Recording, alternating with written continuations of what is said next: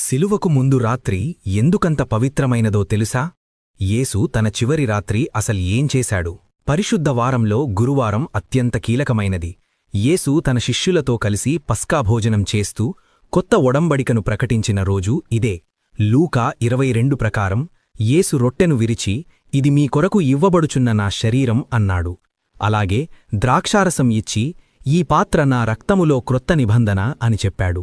ఆ రొట్టె ఆయన శరీరం, ఆ ద్రాక్షారసం ఆయన రక్తం. అదే మన రక్షణకు ఆధారం. అంతటి దేవాధిదేవుడు ఒక సేవకుడిలా మారి తన శిష్యుల పాదాలు కడిగాడు.